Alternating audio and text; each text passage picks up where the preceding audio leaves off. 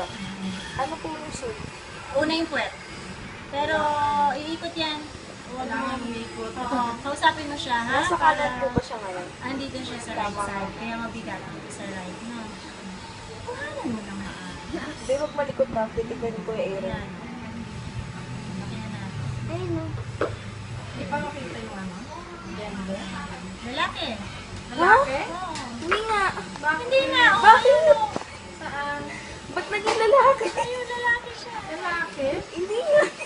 Ay, Ba't nalaman agad? Ay, nakatayo. Saan oh. siya? Ayan ang toy-toy. Ano? Ayan ang balls. Ano ba yan? Lalaki. Ayan, oh. Yan, Ayan, oh. Nakalabas eh, oh. Lalaki. Ay, ayaw ng boy. Okay lang. disappointed. Disappointed. Oo, Hawak-hawak pa Scarlett. niya yung toy-toy niya, oh. Yun yung kamay niya, oh. Wala, Ano, lalaki. oh, sus, oh. Ba't ang aga, Ayan. Dok? 5 months na, kita na yun. Ano ba yan? Hindi na nga maaga yun eh. Oh, hinahawakan talaga niya yung toy-toy niya, ha? Oh, yung kamay niya nandoon sa may banda ng toy-toy. Oh, ayan, oh. Naglalaro. Naglalaro. No. Tapos dito kanya sinisika. Ah, Doc, dyan siya. Ayan, paa. Ayan. Kasi lukuyan siya naglilikot niya. Yung paa. Naglilikot niya. Lagi na siyang, ano, Doc, malikot talaga. Kasi yan. Ayan. At saka yung mukha. Ayun. Ayan ang labi. Kita na.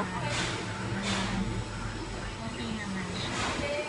So far, pwesto lang. Anong dito mo? So, iikot yan.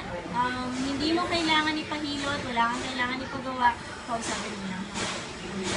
Last time naman, nakapwesto naman siya. So, paikot-ikot. Opo. Okay, ha? So, pwedeng ngayon, sahi siya. Pero, sa mga susunod na araw, pwedeng umikot. So, yun lang naman ang posisyon niya. Pero, yung position kasi ang magkakapag-desisyon kung ma-normal siya or mas healthy. Yan, lalaki talaga. Doc, baka joke lang yan. Nasa mall. Joke? Baka may Ay, na naka-display na. Ayan, o. Hindi, oh. Talagang pinapakita niya yung lawit, eh, oh. Oh. Bakit? Hindi man lang niya tinago, eh, oh. Talagang Walang ano siya, eh, no? Ayun, eh, oh. Talagang nakalabas, no? Ayan ang toy-toy, oh. Yung head ng turtle, tapos ito Panganay yung pala yan. shell. Naku, Nasaway. pasaway yun.